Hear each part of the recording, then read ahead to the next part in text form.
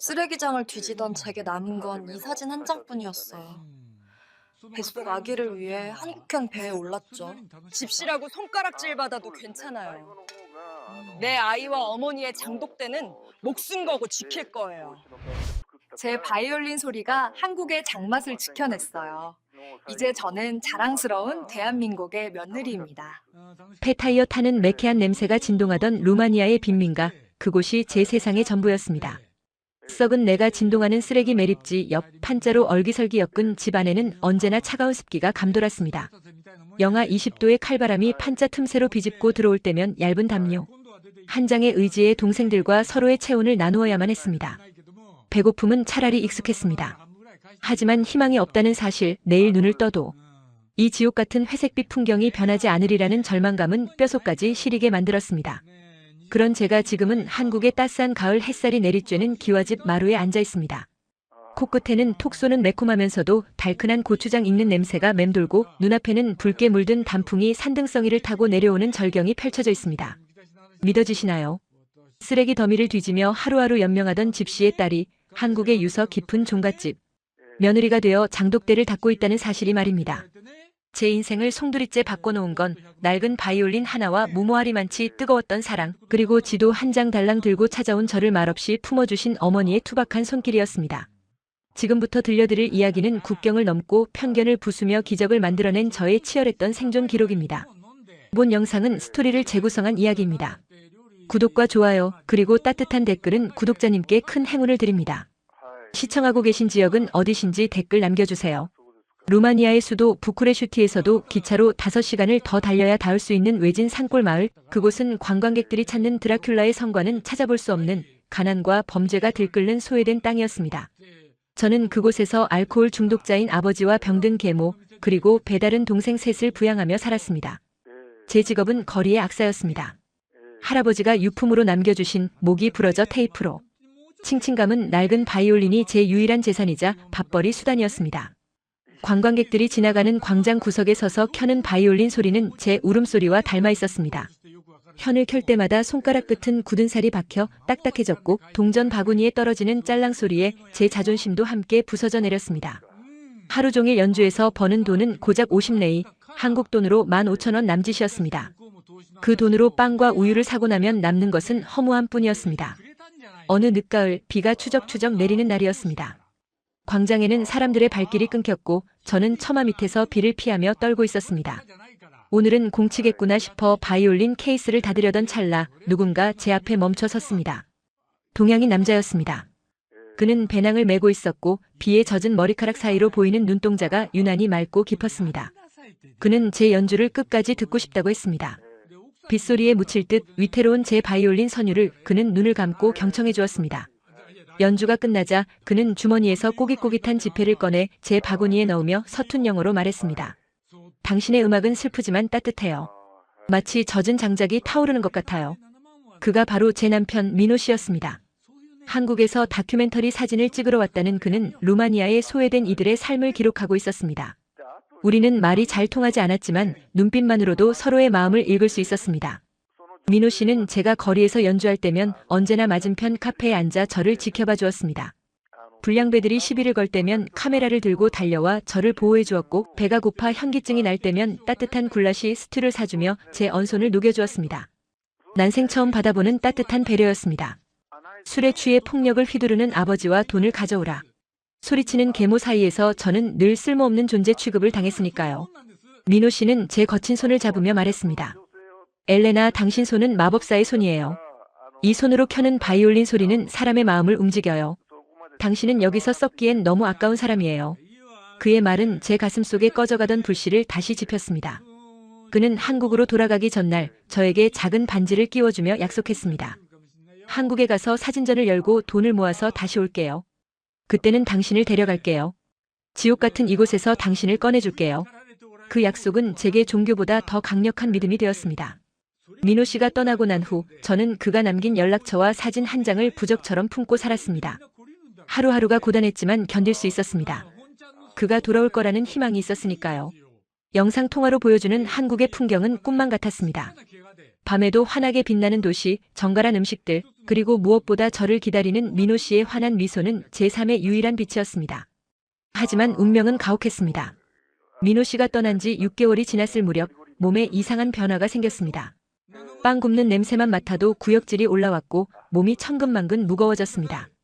설마 하는 마음에 보건소를 찾았을 때 의사 선생님은 임신 8주라고 했습니다. 두려움보다는 기쁨이 먼저 찾아왔습니다. 사랑하는 사람의 아이 민호 씨와 저를 이어주는 연결고리가 생겼다는 사실에 가슴이 벅차올랐습니다. 하지만 그 기쁨은 오래가지 못했습니다. 아버지와 계모에게 임신 사실을 알리자 집안은 발칵 뒤집혔습니다.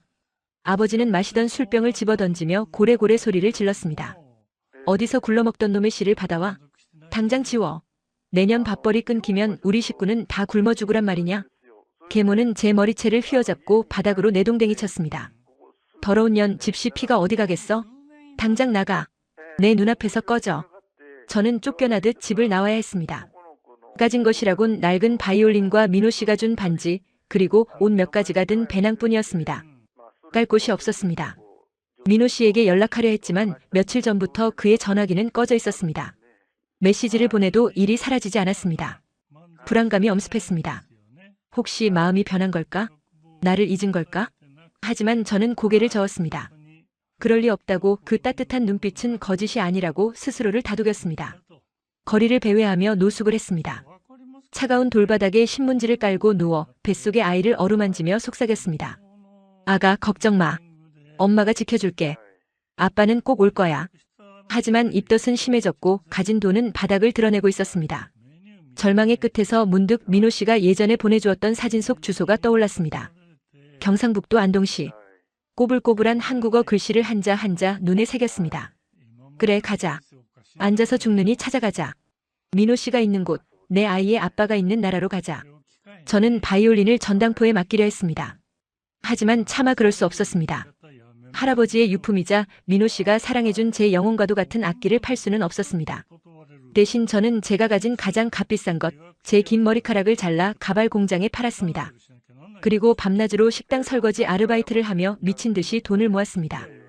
비행기 표값은 턱없이 부족했지만 운 좋게도 한국으로 가는 화물선의 요리보조로 일하며 승선할 기회를 얻을 수 있었습니다. 한 달간의 긴 항해였습니다. 뱃멀미로 위에까지 토해내면서도 저는 이를 악물고 버텼습니다. 거친 파도가 배를 집어삼킬 듯 흔들릴 때면 민호 씨의 사진을 꺼내보며 공포를 이겨냈습니다. 부산항에 도착했을 때 저는 난민이나 다름없는 몰골이었습니다. 꼬질꼬질한 옷차림에 헝클어진 단발머리, 퀭한 눈. 하지만 제 눈빛만은 살아있었습니다. 항구에서 안동으로 가는 버스를 물어물어 탔습니다. 창밖으로 스쳐 지나가는 한국의 풍경은 낯설면서도 아름다웠습니다. 높은 산과 굽이치는 강, 그리고 옹기종기 모여있는 집들. 민호 씨가 나고 자란 땅이라 생각하니 모든 것이 애틋하게 느껴졌습니다. 안동 터미널에 내리자 해는 이미 서산으로 넘어가고 있었습니다. 주소에 적힌 곳은 시내에서도 한참 떨어진 산골 마을이었습니다. 택시를 탈 돈이 없어 무작정 걷기 시작했습니다. 꼬부랑길을 따라 걷고 또 걸었습니다. 발가락에 물집이 잡히고 다리가 후들거렸지만 멈출 수 없었습니다. 배는 고파오고 날은 어두워지는데 산짐승 울음소리까지 들려와 덜컥 겁이 났습니다. 그때 저 멀리서 은은한 불빛이 보였습니다. 흙담으로 둘러싸인 고풍스러운 한옥집, 마당에는 수백 개의 장독대가 달빛을 받아 반짝이고 있었습니다. 대문 앞 문패에는 한자로 김시종가라고 적혀 있었습니다. 민호 씨가 말했던 그 집이 분명했습니다. 심장이 터질 듯 쿵쾅거렸습니다. 떨리는 손으로 대문을 두드렸습니다. 계세요? 민호 씨. 민호 씨 있나요? 한참 뒤 안에서 인기척이 들리더니 끼익하는 소리와 함께 육중한 대문이 열렸습니다. 나온 사람은 백발이 성성한 할머니였습니다. 쪽진 머리에 하얀 무명 저고리를 입은 그분은 마치 사극 드라마에서 튀어나온 듯한 모습이었습니다. 날카로운 눈매가 저를 위아래로 훑어보았습니다. 누구? 이 밤중에 남의 집 문을 두드리는 게. 할머니의 목소리는 서리발처럼 차가웠습니다. 저는 당황해서 더듬거리는 한국어로 말했습니다. 저, 민호 씨 찾으러 왔어요.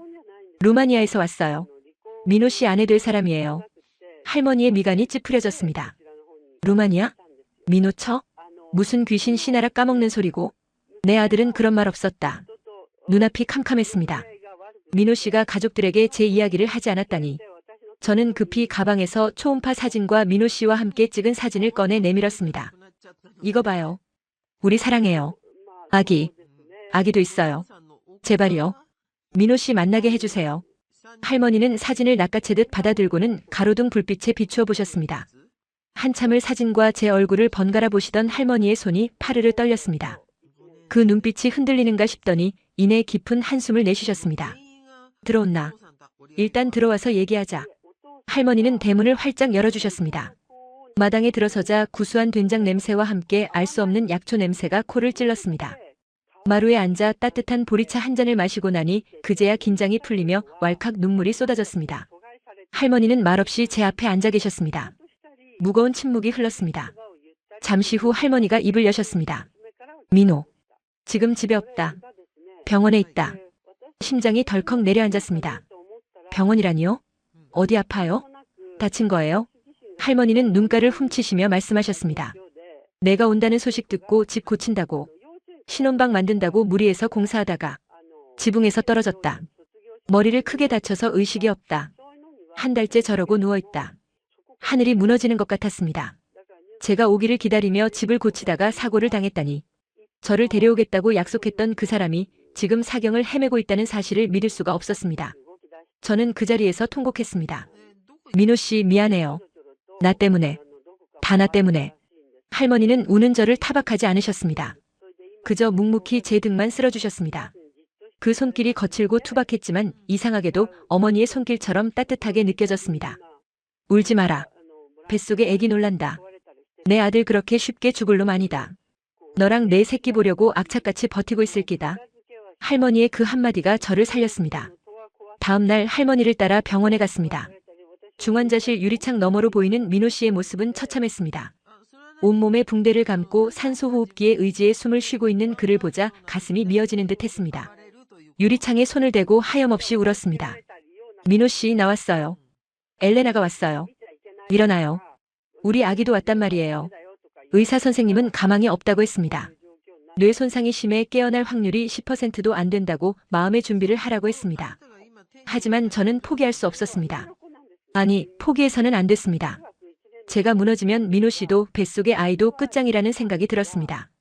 저는 눈물을 닦고 할머니를 바라보며 말했습니다. 어머니, 저 안 가요. 민호 씨 깨어날 때까지 옆에 있을 거예요. 이 아이 낳아서 민호 씨한테 보여줄 거예요. 저 여기서 살게 해주세요. 밥값은 할게요.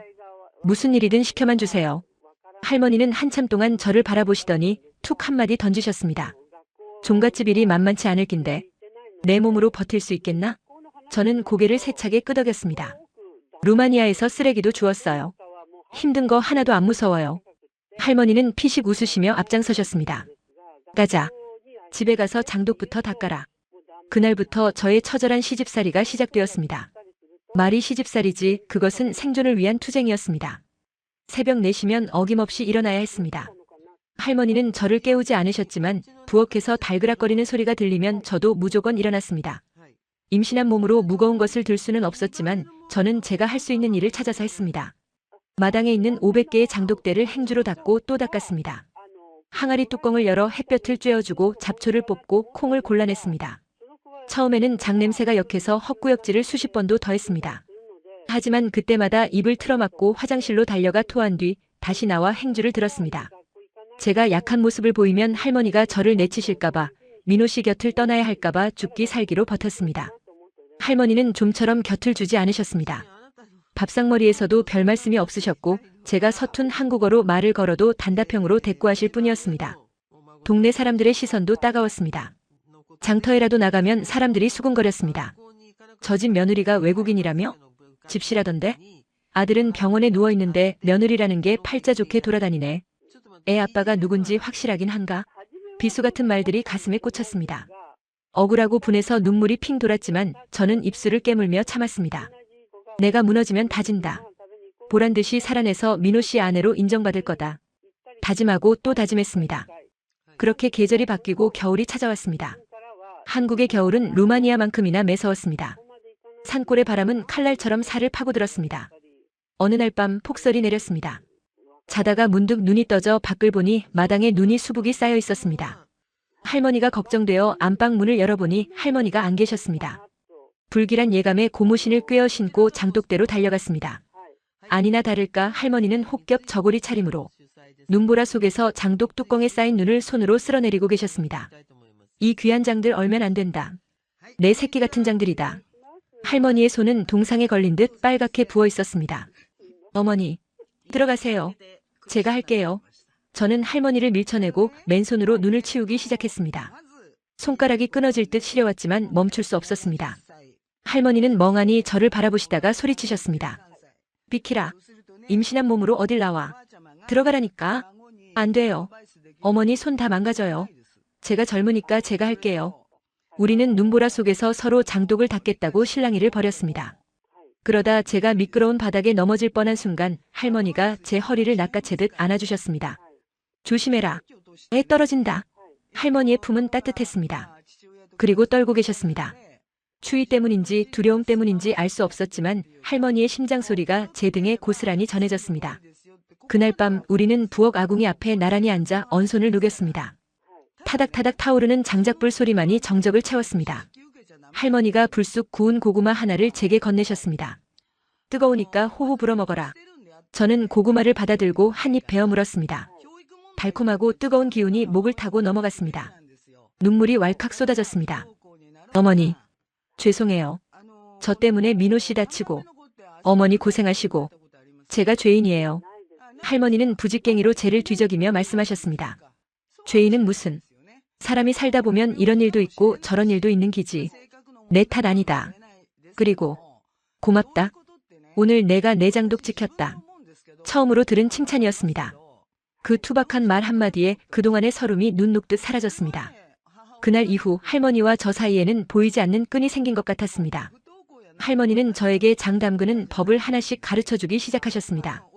매주 띄우는 법, 소금물 농도 맞추는 법, 쑥과 고추를 넣는 순서까지.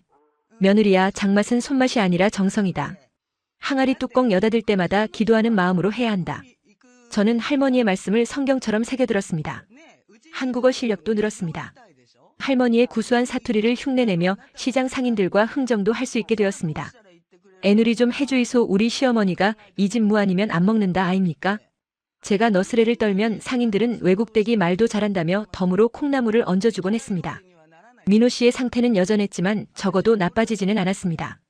저는 매일 저녁 바이올린을 켜서 녹음한 테이프를 병원에 가져가 민호 씨 귀에 들려주었습니다. 민호 씨 들려요?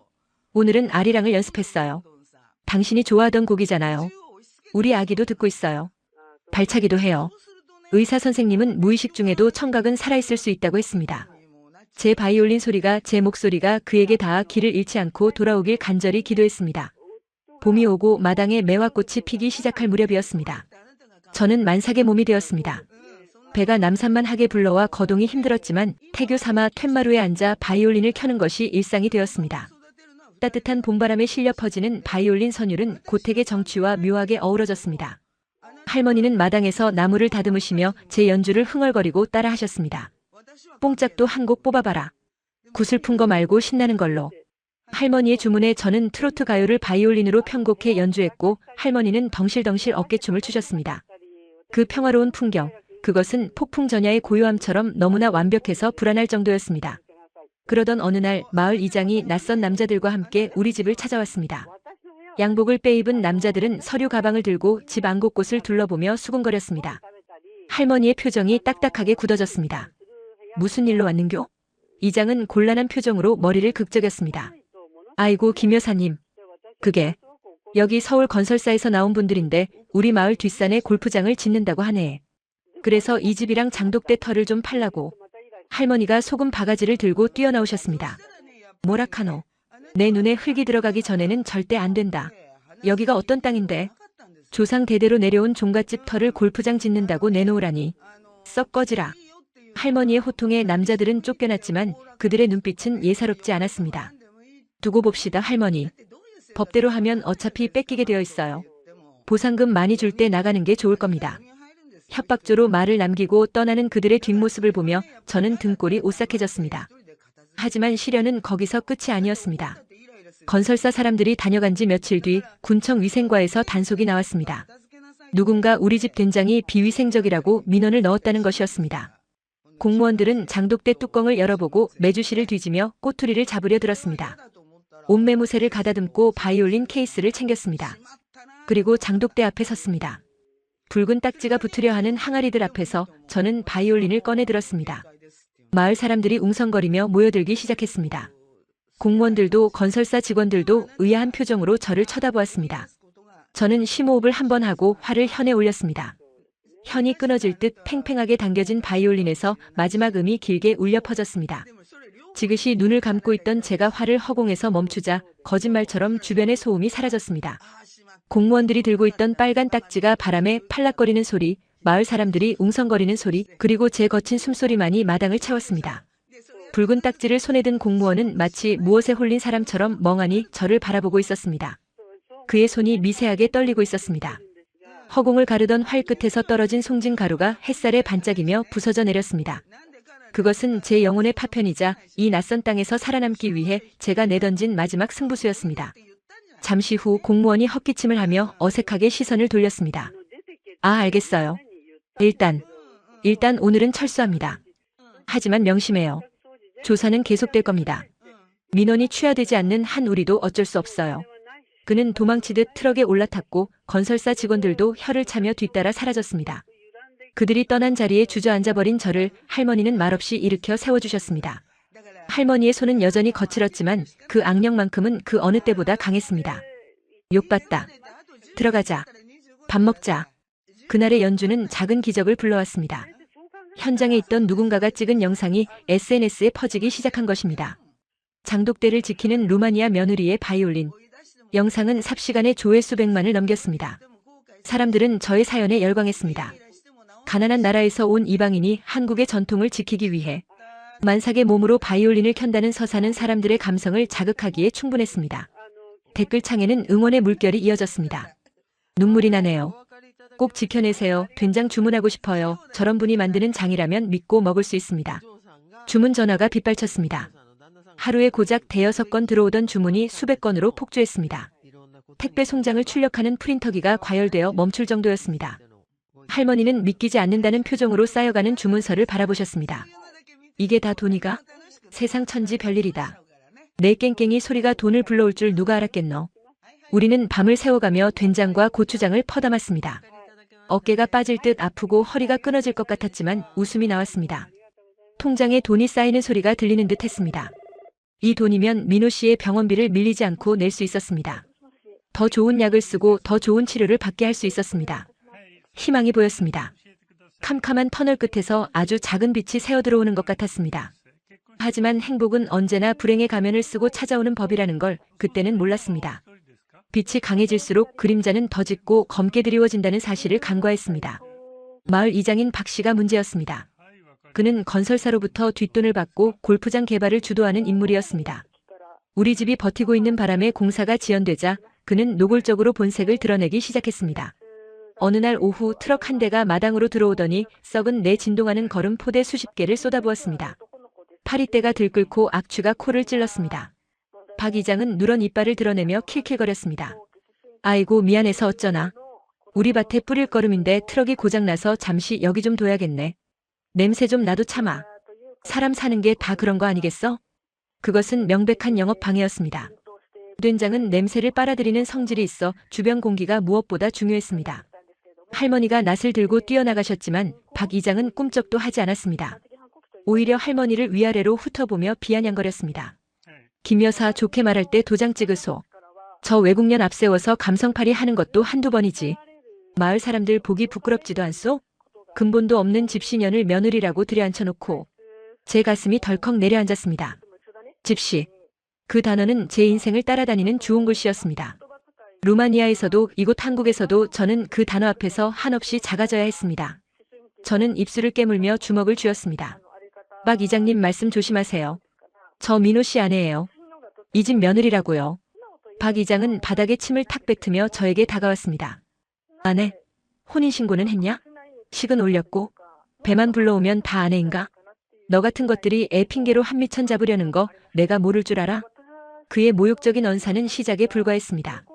며칠 뒤부터 인터넷 여론이 이상하게 돌아가기 시작했습니다. 누군가 악의적으로 편집한 영상과 글들이 퍼져나갔습니다. 루마니아 며느리의 실체, 비위생적인 환경에서 만드는 된장, 집시들은 씻지 않는다. 댓글창은 순식간에 악플로 도배되었습니다. 더러워서 어떻게 먹냐, 후진국에서 온 여자가 손맛이 있겠냐, 에이즈 검사는 했는지 모르겠네. 근거 없는 낭설들이 사실인 양 퍼져나갔습니다. 주문 취소 전화가 빗발쳤습니다. 환불해달라는 요구가 쇄도했습니다. 이미 배송된 된장에서 머리카락이 나왔다며 사진을 찍어 보내는 사람들도 있었습니다. 제 머리카락 색깔과는 전혀 다른 검은 머리카락이었지만 사람들은 믿고 싶지 않아 했습니다. 그들은 분노를 쏟아낼 대상이 필요했고 제가 그 타깃이 된 것입니다. 억울했습니다. 밤마다 할머니 몰래 부엌에서 울었습니다. 제 손을 내려다보았습니다. 매일 락스로 소독하고 솔질을 해서 지문이 닳아 없어진 손이었습니다. 트고 갈라져 피가 배어나오는 이 손이 더럽다고요?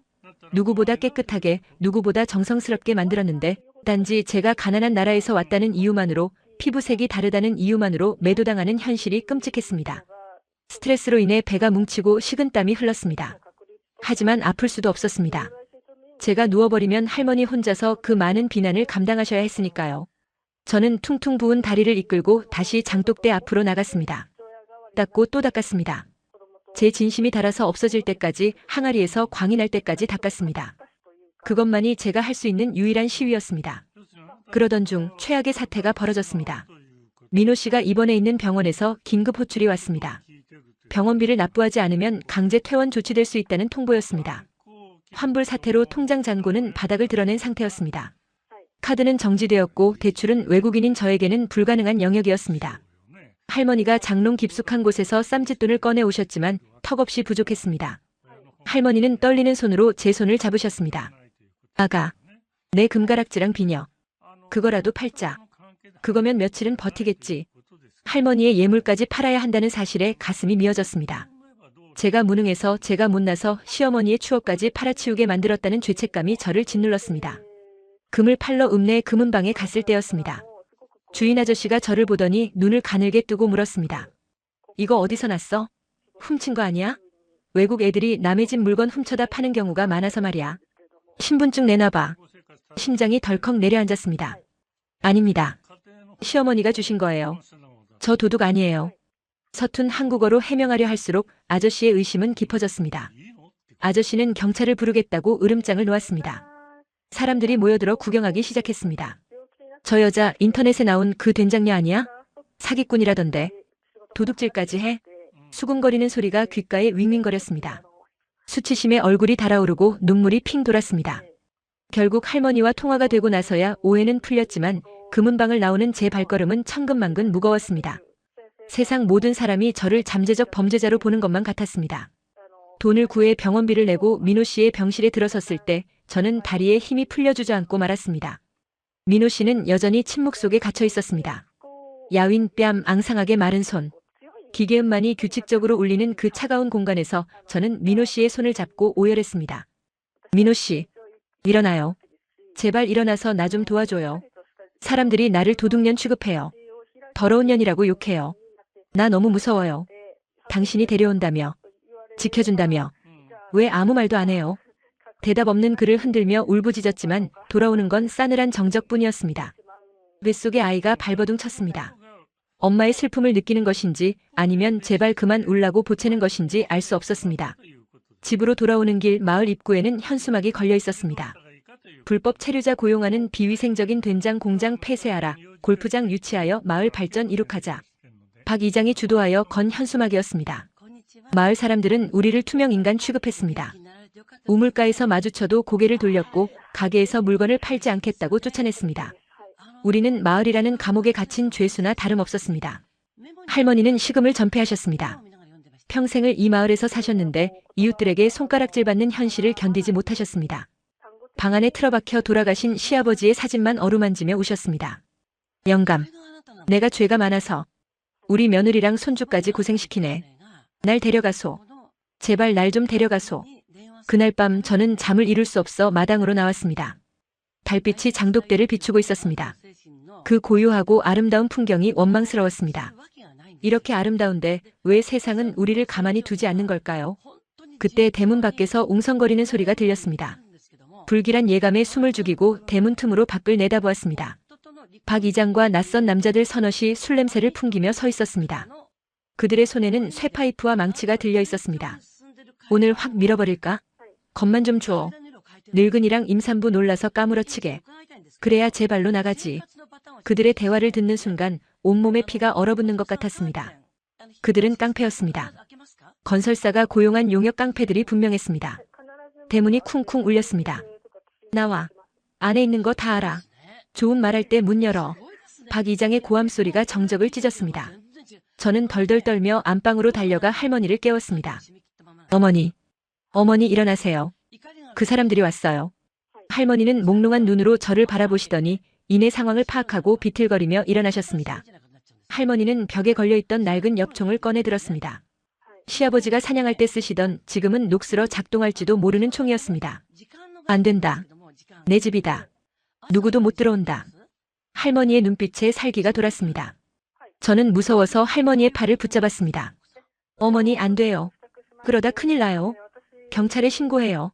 경찰? 그놈들도 다 한통속이다. 내가 지킨다. 내 목숨 걸고 지킨다. 대문이 부서질 듯 삐걱거렸습니다. 밖에서는 욕설과 고함이 난무했습니다. 인연들이 문 안 열어? 확 불질러버린다. 매캐한 기름 냄새가 틈새로 스며들었습니다. 그들은 정말로 불을 지를 기세였습니다. 공포가 목을 조여왔습니다. 뱃속에 아이를 감싸 안으며 뒷걸음질 쳤습니다. 그때 우지끈하는 소리와 함께 대문 빗장이 부서지며 문이 열렸습니다. 덩치 큰 남자들이 마당으로 들이닥쳤습니다. 그들은 장독대를 향해 달려갔습니다. 안 돼. 할머니가 엽총을 겨누며 소리쳤지만 남자 하나가 할머니를 밀쳐버렸습니다. 할머니는 힘없이 바닥으로 나뒹구셨습니다. 챙강, 와장창, 둔탁한 파열음과 함께 장독이 깨져나갔습니다. 50년 묵은 시간장이 검붉은 피처럼 바닥으로 흘러내렸습니다. 하지마, 하지 마세요. 저는 비명을 지르며 장독대 앞으로 뛰어들었습니다. 제 몸으로 항아리를 막아섰습니다. 제발요. 이거 우리 목숨이에요. 차라리 날 때려요. 제발 장독은 깨지 마세요. 눈물 콧물이 범벅이 되어 애원했습니다. 깡패 중 한 명이 저를 비웃으며 쇠파이프를 치켜들었습니다. 이건 또 뭐야? 외국년이 한국말은 잘하네. 비켜. 애 뱃속에 있을 때. 좋은 말로 할 때 꺼져. 그가 저를 향해 파이프를 휘두르려는 찰나 박 이장이 말렸습니다. 야야. 임신부 건드리면 골치 아파진다.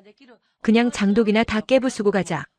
그들은 저를 짐짝처럼 옆으로 밀쳐내고 미친 듯이 장독을 깨부수기 시작했습니다. 눈앞에서 지옥이 펼쳐졌습니다. 할머니의 평생이, 민호 씨의 추억이, 제 희망이 산산조각 나고 있었습니다. 깨진 독조각이 튀어 제 볼을 스치고 지나갔습니다. 따끔한 통증과 함께 주르륵 피가 흘러내렸습니다. 하지만 아픔조차 느껴지지 않았습니다. 바닥에 엎드려 깨진 항아리 조각을 부여잡고 울부짖는 할머니의 모습이 더 아팠습니다. 아이고, 내 새끼들. 아이고. 할머니의 통곡 소리가 밤하늘을 울렸습니다. 저는 기어서 할머니에게 다가갔습니다. 할머니를 끌어안고 쏟아지는 발길질과 파편을 등으로 받아냈습니다. 아가, 엎드려라. 아기 다친다. 할머니는 그 와중에도 제 배를 감싸 안으셨습니다. 한바탕 폭풍이 지나가고 그들이 떠난 마당은 처참했습니다. 수백 개의 장독이 깨져 마당은 검은 간장과 된장으로 뒤덮여 있었습니다. 비릿하고 짠 냄새가 진동했습니다. 마치 전쟁터의 폐허 같았습니다. 할머니는 넋이 나간 사람처럼 깨진 조각을 맞추고 계셨습니다. 이걸 어쩌노? 다시 붙이면 된다. 붙이면 쓸 수 있다. 헛소리처럼 중얼거리시는 할머니를 보며 저는 입술을 깨물어 피를 냈습니다. 눈물도 나오지 않았습니다. 분노가 슬픔을 집어삼켰습니다. 다음 날 아침 군청에서 굴삭기 2대가 들이닥쳤습니다. 이번에는 행정대집행이라는 명분이었습니다. 불법 건축물 철거 및 위생불량시설 폐쇄 조치. 공무원들이 확성기를 들고 소리쳤습니다. 자진 철거하지 않으면 강제 집행합니다. 나오세요. 더 이상 지체할 수 없습니다. 굴삭기의 거대한 삼날이 대문을 부수고 들어왔습니다. 굉음이 고막을 찢었습니다. 할머니는 마루 기둥을 붙잡고 버티셨습니다. 못 나간다. 날 죽이고 가라. 공무원들이 할머니를 강제로 끌어내려 했습니다. 할머니의 낡은 저고리가 찢겨나갔습니다. 저는 굴삭기 앞을 가로막았습니다. 만삭의 배를 내밀고 소리쳤습니다. 멈춰요. 여기에 사람 있어요. 내 뱃속에 아이가 있다고요. 굴삭기 기사가 당황하여 멈칫했습니다. 하지만 뒤에서 박 이장이 소리쳤습니다. 뭐해? 밀어버려. 쟤네들 다 쇼하는 거야. 책임은 내가 질 테니까 밀어. 박 이장의 눈은 광기로 번들거리고 있었습니다. 그는 이 모든 상황을 즐기고 있는 듯 했습니다. 다시 굴삭기 엔진 소리가 커졌습니다. 검은 매연을 내뿜으며 기계 괴물이 저를 향해 다가왔습니다. 도망칠 곳이 없었습니다. 뒤에는 쓰러진 할머니가, 앞에는 거대한 강철 삼날이 있었습니다. 하늘을 올려다보았습니다. 무심하게도 하늘은 눈이 시리도록 파랬습니다. 신이 있다면, 정말 신이 있다면 이럴 수는 없는 거였습니다. 민호 씨, 보고 있어? 우리 정말 여기서 끝인 거야? 나 너무 무서워. 다리에 힘이 풀려 주저앉으려는 순간 뱃속의 아이가 강하게 발길질을 했습니다. 쿵. 마치 엄마 포기하지 마. 라고 말하는 것 같았습니다. 정신이 번쩍 들었습니다. 그래, 죽을 때 죽더라도 이렇게 개죽음 당할 수는 없다. 나는 엄마다. 엘레나다. 저는 품에서 바이올린을 꺼냈습니다. 케이스는 어젯밤 난동으로 찌그러져 있었지만 바이올린은 무사했습니다.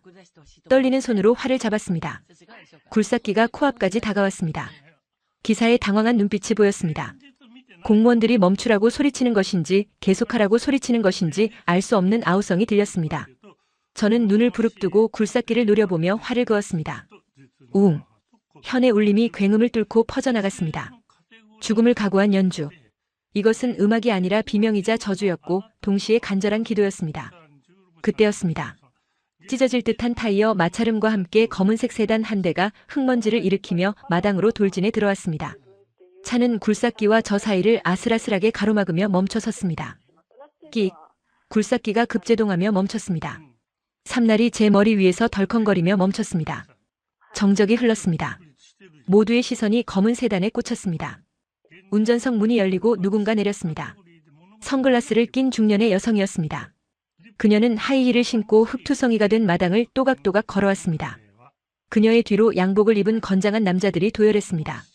그녀는 선글라스를 벗으며 굴삭기 기사와 공무원들, 그리고 박 이장을 차가운 눈으로 일별했습니다. 당신들 지금 내 며느리한테 뭐하는 짓이야? 그녀의 목소리는 낮았지만 서리빨 같은 위험이 서려 있었습니다. 며느리? 저는 의아한 표정으로 그녀를 바라보았습니다. 할머니도 눈을 동그랗게 뜨고 입을 다물지 못했습니다. 그녀는 저에게 다가와 제 뺨에 흐르는 피를 손수건으로 닦아주었습니다. 그리고 제 부른 배에 손을 얹으며 말했습니다. 늦어서 미안하다. 내 아들이 민호가 보냈다. 민호 씨가? 의식이 없는데? 머릿속이 하얘졌습니다.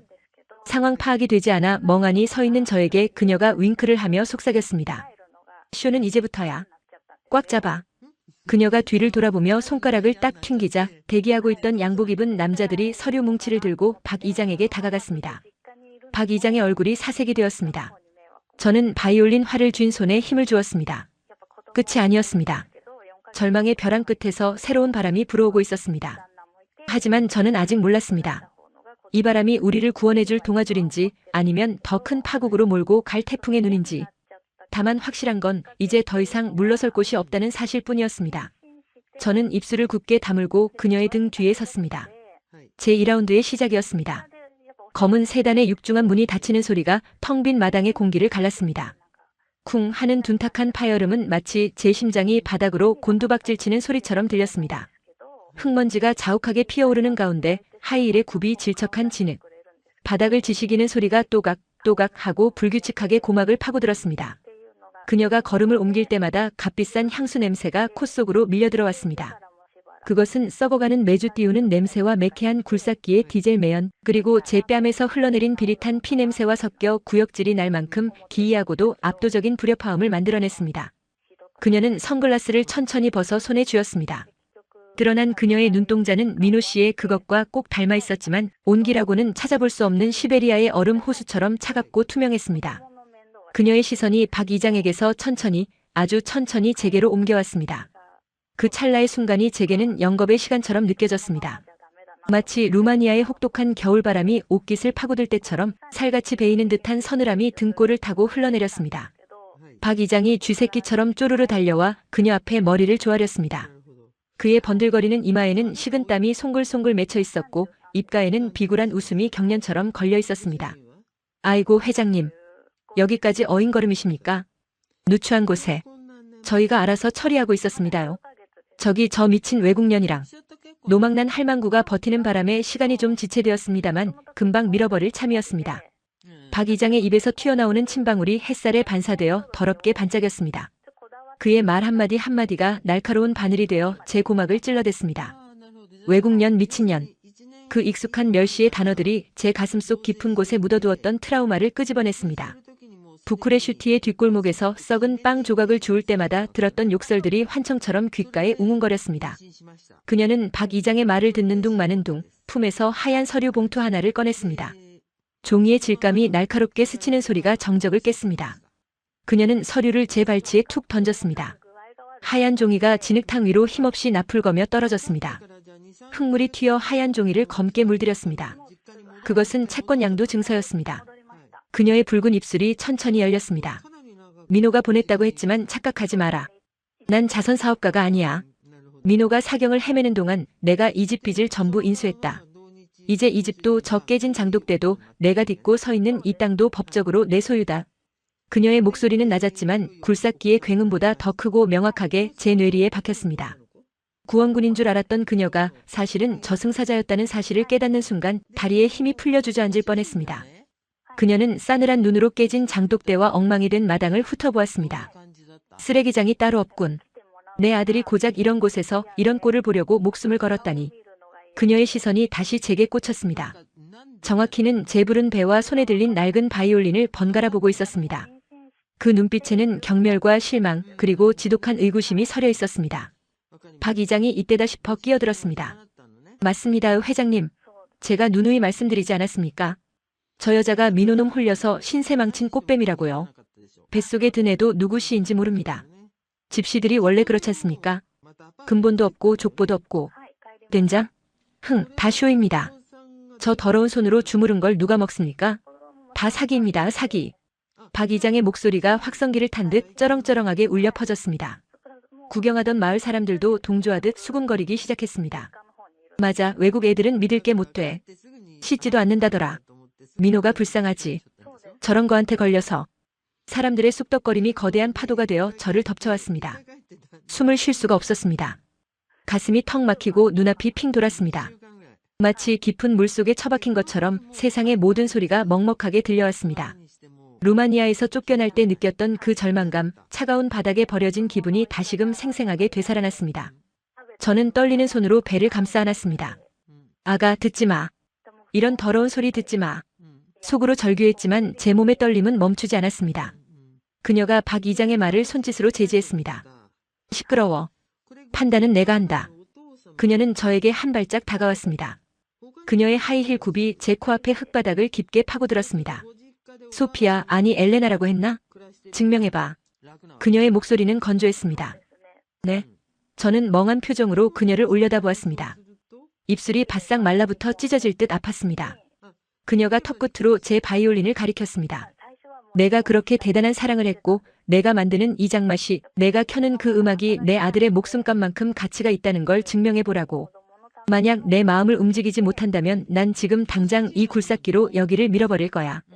그리고 넌 내 아들 근처에도 얼씬 못하게 만들 거다. 루마니아로 돌아가든 길거리에서 굶어 죽든 내 알 바 아니야. 그것은 사형 선고나 다름없었습니다. 지금 이 난장판 속에서 사람들의 조롱과 멸시가 쏟아지는 이 진흙탕 위에서 연주하라고요? 손가락은 굳었고 몸은 만신창이인데 신성한 음악을 이런 모욕적인 시험대 위에 올리라고요? 박 이장이 낄낄거리며 비웃었습니다. 회장님도 참 짓궂으십니다. 저런 깽깽이 소리가 뭐 대수라고요? 야, 외국년. 한번 켜봐라. 뽕짝이나 한 곡 뽑아보던가. 굴삭기 기사들도 킬킬대며 엔진을 공회전시켰습니다. 부르릉, 쾅, 부르릉. 기계음이 제 심장 박동을 짓밟는 것 같았습니다. 저는 고개를 숙였습니다. 눈물이 뚝뚝 떨어져 바이올린의 F홀 안으로 스며들었습니다. 할아버지가 물려주신 내 영혼의 안식처였던 바이올린이 오늘은 너무나 무겁게 느껴졌습니다. 도망치고 싶었습니다. 이 끔찍한 현실에서 저 차가운 눈빛들에서 벗어나 어딘가로 숨고만 싶었습니다. 그때였습니다. 쓰러져 있던 할머니가 흙투성이가 된 손으로 제 발목을 잡으셨습니다. 아가. 할머니의 목소리는 갈라지고 쉬어 있었지만 그 어느 때보다 간절했습니다. 기죽지 마라. 내가 누군데? 내 며느리다. 김씨 종가 며느리다. 보여줘라. 내 소리가 얼마나 귀한지. 할머니의 손길이 제 발목을 타고 올라와 얼어붙은 제 심장을 어루만지는 것 같았습니다. 그래, 나는 혼자가 아니야. 민호 씨가 듣고 있어. 뱃속의 아가가 듣고 있어. 그리고 나를 믿어준 단 한 사람, 어머니가 보고 계셔. 저는 입술을 피가 나도록 깨물며 고개를 들었습니다. 눈물이 거친 시야로 파란 하늘이 들어왔습니다.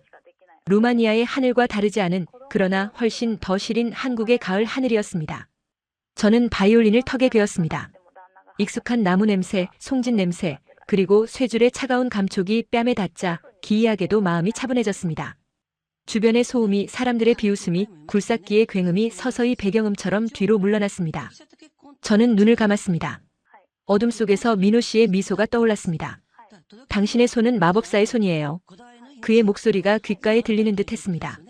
숨을 깊게 들이마셨습니다.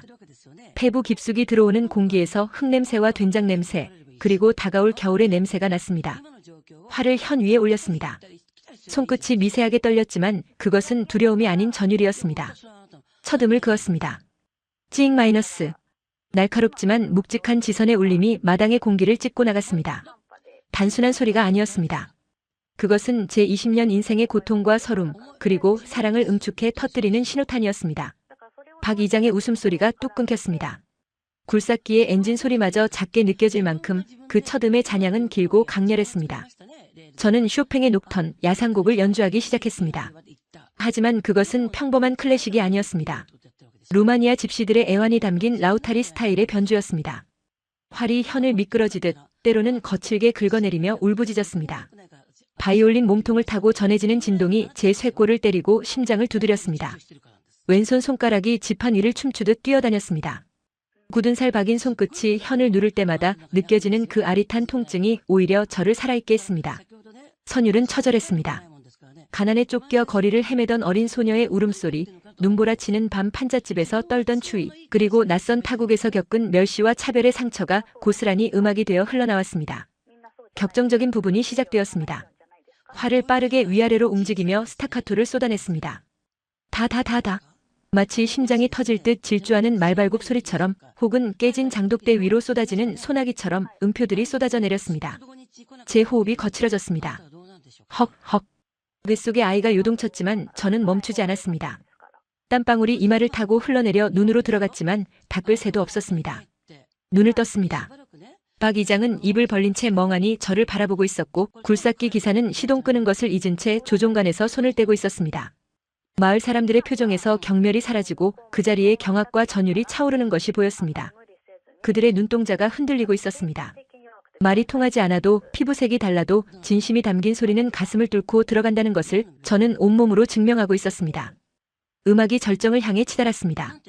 저는 한국의 아리랑 선율을 섞어 넣었습니다. 구슬프면서도 한이 서린, 그러면서도 끝내 다시 일어서는 끈질긴 생명력의 노래. 나를 버리고 가시는 님은. 활이 끊어질 듯 팽팽하게 휘어졌습니다. 송진 가루가 하얀 연기처럼 피어올라 햇살 속에서 춤을 추었습니다. 제 몸은 더 이상 제 것이 아니었습니다. 저는 악기 그 자체가 되었습니다. 깨진 항아리 조각에 반사된 햇빛이 무대 조명처럼 저를 비추었고, 흙탕물 튀긴 낡은 인부복은 세상에서 가장 화려한 드레스가 되었습니다. 마지막 한음. 가장 높은 이연의 하이 포지션. 손가락이 지판의 끝까지 올라갔습니다. B-, E-. 가늘고도 처연한 고음이 허공을 갈랐습니다. 마치 하늘에 닿으려는 듯, 민호 씨에게 닿으려는 듯, 그 소리는 위태롭게 이어지다가 툭 하고 끊겼습니다. 정적. 완벽한 정적이 찾아왔습니다. 굴삭기의 엔진마저 꺼진 듯 바람 소리조차 들리지 않는 진공 상태 같은 침묵이 마당을 지배했습니다. 저는 활을 허공에 멈춘 채 거친 숨을 몰아쉬었습니다. 다리가 후들거려 서 있기도 힘들었지만 저는 쓰러지지 않았습니다. 똑바로, 아주 똑바로 앞을 응시했습니다. 저를 차갑게 내려다보던 그녀, 민호 씨의 어머니를요. 그녀는 미동도 하지 않고 서 있었습니다. 선글라스 뒤에 가려진 눈빛을 읽을 수 없어 심장이 타들어가는 것 같았습니다. 1초, 2초, 3초. 시간이 멈춘 것만 같았습니다. 박 이장이 분위기를 파악하지 못하고 헛기침을 하며 입을 열려던 찰나였습니다. 짝. 건조하고 날카로운 박수 소리 하나가 터져 나왔습니다. 짝짝짝. 그녀였습니다. 그녀가 천천히, 아주 천천히 손뼉을 치고 있었습니다. 무표정했던 그녀의 입꼬리가 미세하게 떨리고 있었습니다. 그녀의 박수 소리를 신호탄으로 멈춰있던 세상이 다시 돌아가기 시작했습니다. 와, 마이너스. 마을 사람들 사이에서 함성이 터져 나왔습니다. 누군가 브라보. 를 외쳤고 뒤이어 우레와 같은 박수 소리가 쏟아졌습니다. 굴삭기 기사마저 창문을 열고 엄지손가락을 치켜 세웠습니다. 눈물을 훔치는 아주머니들도 보였습니다. 박 이장은 얼굴이 불그락푸르락해져서 어쩔 줄 몰라 하며 뒷걸음질 쳤습니다. 그녀가 저에게 다가왔습니다. 아까와는 다른 조금은 부드러워진 발걸음이었습니다. 그녀는 제 코앞에 멈춰서서 선글라스를 완전히 벗어 주머니에 넣었습니다. 그녀의 눈가에 맺힌 옅은 물기를 저는 보았습니다. 그녀는 떨리는 제 손을 잡아주었습니다. 그녀의 손은 따뜻했습니다. 합격이다. 그녀의 짧은 한마디에 참고 참았던 눈물이 댐이 무너지듯 터져나왔습니다. 다리에 힘이 풀리며 주저앉으려는 저를 그녀가 단단히 부축해 주었습니다. 내 소리 들렸다. 내 아들이 왜 너를 선택했는지 이제 알겠구나. 이 정도 도끼와 실력이면 내 며느리 자격 있다. 그녀는 뒤를 돌아 박 이장을 노려보았습니다. 그 눈빛은 다시 시베리아의 얼음 칼날로 변해 있었습니다. 자, 이제 계산을 해야지. 내 며느리와 내 손주 그리고 이 귀한 장독대를 건드린 데가 말이야. 박 이장 각오하는 게 좋을 거야. 우리 H그룹 법무팀이 곧 도착할 거니까. 그녀의 선전포고와 함께 저 멀리서 경찰차, 사이렌 소리와 함께 검은색 양복을 입은 남자들이 탄 승합차 여러 대가 줄지어 들어오는 것이 보였습니다. 반격의 서막이 오르고 있었습니다. 이제 사냥감이 사냥꾼이 되는 시간이었습니다. 제 바이올린은 아직 식지 않았고 제 뱃속의 아이는 힘차게 발길질을 하고 있었습니다. 저는 눈물을 닦고 주먹을 꽉 쥐었습니다. 이제부터가 진짜 시작이었습니다. 마당을 가득 메웠던 흙먼지가 가라앉기도 전에 H그룹 법무팀이 보여준 일처리는 그야말로 정광석화와 같았습니다. 검은 양복을 입은 변호사들이 서류 가방에서 꺼내든 것은 박 이장이 그동안 저질러온 비리의 증거들이었습니다. 마을 발전 기금 횡령, 불법 토지 형질 변경, 그리고 건설사로부터 받은 리베이트 내역이 적힌 장부 사본이 박 이장의 코앞에 들이밀어졌습니다. 종이 한 장 한 장이 넘어갈 때마다 박 이장의 얼굴은 핏기를 잃고 잿빛으로 변해갔습니다. 그는 마치 도살장에 끌려온 소처럼 눈을 희번덕거리며 뒷걸음질 쳤습니다. 아니, 그게 아니라 이건 오해입니다. 회장님, 제가 마을을 위해서, 다 마을을 위해서 한 일입니다. 그의 비굴한 변명은 허공에 흩어졌습니다. 곧이어 요란한 사이렌 소리와 함께 경찰차 3대가 마당으로 들어왔습니다. 제복을 입은 경찰들이 차에서 내리자 박 이장은 다리에 힘이 풀려 그 자리에 주저앉고 말았습니다. 그의 바짓가랑이가 축축하게 젖어 들어가는 것이 보였습니다. 마을을 호령하던 서슬퍼런 위세는 온데간데 없고 오직 공포에 질린 늙은 남자의 초라한 모습만이 남아있었습니다. 경찰이 그의 손목에 은색 수갑을 채웠습니다. 철컥. 그 차갑고 건조한 금소금이 제 귓가에는 세상 그 어떤 음악보다 통쾌한 교향곡처럼 들렸습니다. 박 이장이 연행되어 경찰차 뒷좌석에 구겨지듯 태워질 때 구경하던 마을 사람들 사이에서는 탄식과 안도가 뒤섞인 한숨이 터져나왔습니다. 그동안 박 이장의 권력에 눌려 숨죽여 살던 사람들이 비로소 입을 열기 시작한 것입니다. 아이고, 알턴이가 빠진 것 같네. 저 인간 결국 천벌을 받을 줄 알았어. 사람들의 수군거림 속에서 박 이장을 태운 경찰차는 붉은 경광등을 번쩍이며 멀어져 갔습니다. 그것은 길고 길었던 제 시련의 끝을 알리는 신호탄이었습니다. 소동이 정리되자 마당에는 다시금 정적이 찾아왔습니다. 하지만 그것은 이전의 불안한 침묵이 아니라 폭풍우가 지나간 뒤의 평온함이었습니다. 회장님, 아니 시어머니께서는 선글라스를 벗어 비서에게 건네고는 깨진 장독대 앞으로 천천히 걸어가셨습니다. 하이힐 굽이 흙바닥에 닿는 소리가 또각 규칙적인 리듬을 만들어냈습니다. 어머니는 깨진 항아리 조각 하나를 집어들었습니다. 검붉은 간장이 묻어있는 날카로운 파편을 어루만지는 어머니의 손끝이 미세하게 떨리고 있었습니다. 50년 세월이 담긴 시간장이 바닥에 스며들어 비릿하면서도 쿰쿰한 냄새를 풍기고 있었지만 어머니는 아랑곳하지 않고 무릎을 굽혀 앉으셨습니다. 그리고 바닥에 엎드려 울고 계신 할머니, 당신의 시어머니에게 손을 뻗으셨습니다. 어머니, 죄송해요. 제가 너무 늦게 왔습니다. 면목이 없습니다. 천하의 H그룹 회장이 시골 노인 앞에 무릎을 꿇고 고개를 숙였습니다. 할머니는 눈물 젖은 눈으로 며느리를 바라보셨습니다. 20년 만인가? 내가 여길 다 오고 내 아들, 우리 민호 살리려고 온 기가? 할머니의 떨리는 손이 며느리의 얼굴을 감쌌습니다. 두 여인의 눈에서 뜨거운 눈물이 흘러내려 흙바닥을 적셨습니다.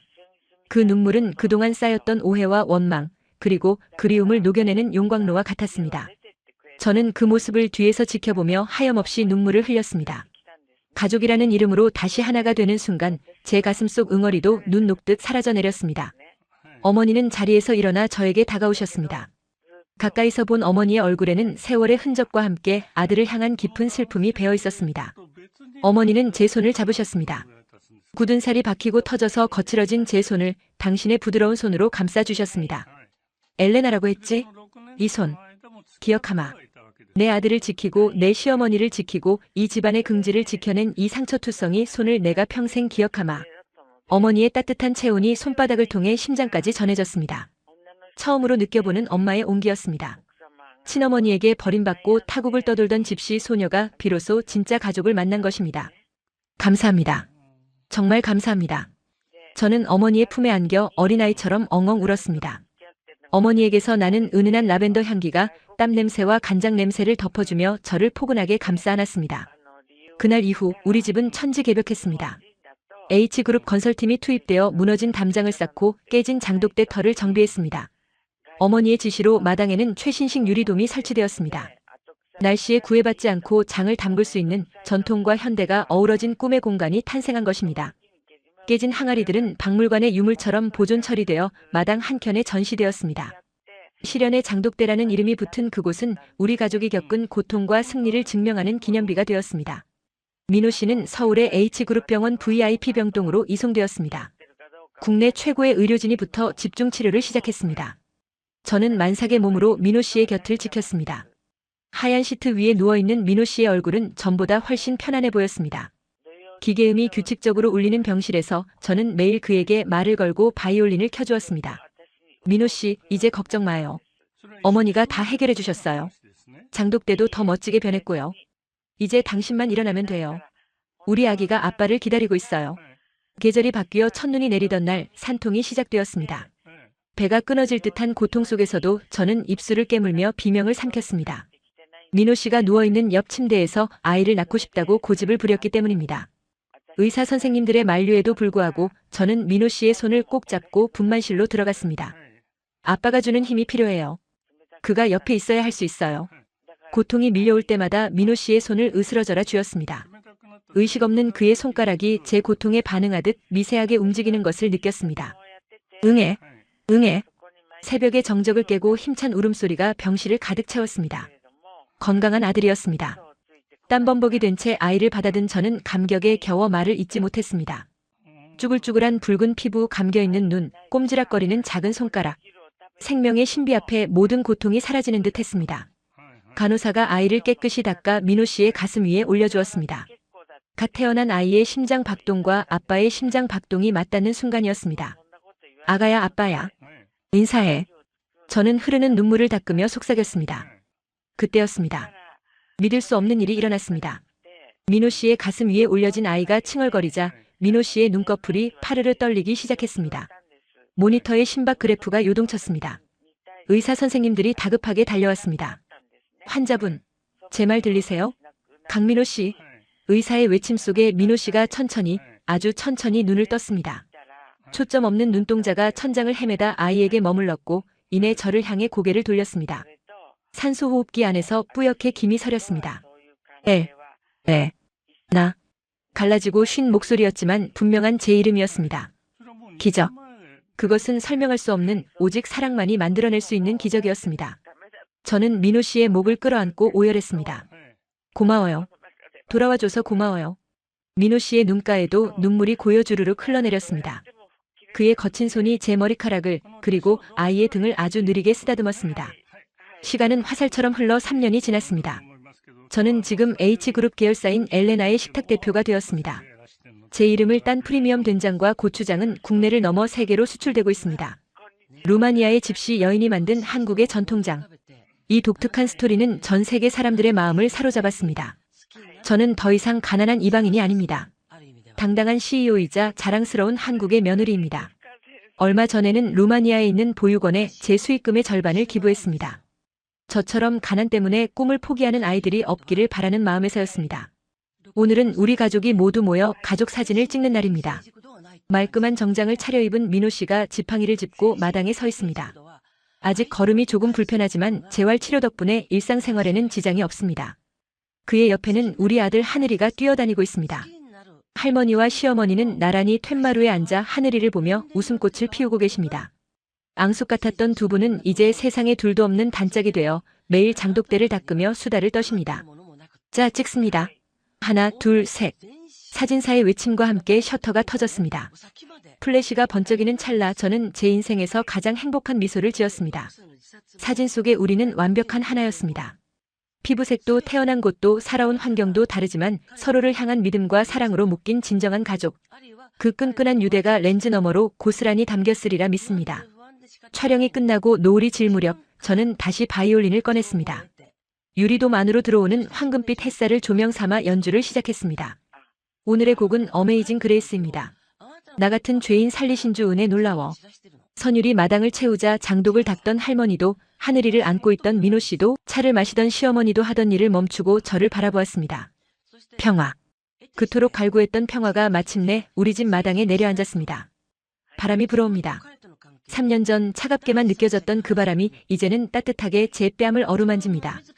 된장 냄새와 흙 냄새, 그리고 가족들의 냄새가 섞인 이 공기가 저는 너무나 사랑스럽습니다. 인생은 폭풍우와 같습니다. 언제 어디서 비바람이 몰아칠지 아무도 모릅니다. 하지만 포기하지 않고 버티다 보면 반드시 구름 사이로 햇살이 비추는 날이 옵니다. 깨진 장독대에서도 다시 장맛이 우러나듯 상처 입은 삶에서도 희망은 피어납니다. 저 엘레나가 증명했듯이 말입니다. 지금 힘든 시간을 보내고 계신 분이 있다면 부디 제 이야기를 기억해 주세요. 당신은 혼자가 아닙니다. 가장 어두운 밤이 지나야 가장 찬란한 새벽이 옵니다. 당신의 바이올린을, 당신의 희망을 놓지 마세요. 언젠가 당신만의 아름다운 연주가 세상에 울려 퍼질 날이 반드시 올 테니까요. 긴 이야기 들어주셔서 감사합니다. 구독과 좋아요, 그리고 정성 어린 댓글은 저에게 큰 축복입니다. 구독자님들의 앞날에 꽃길만 펼쳐지기를 기원합니다.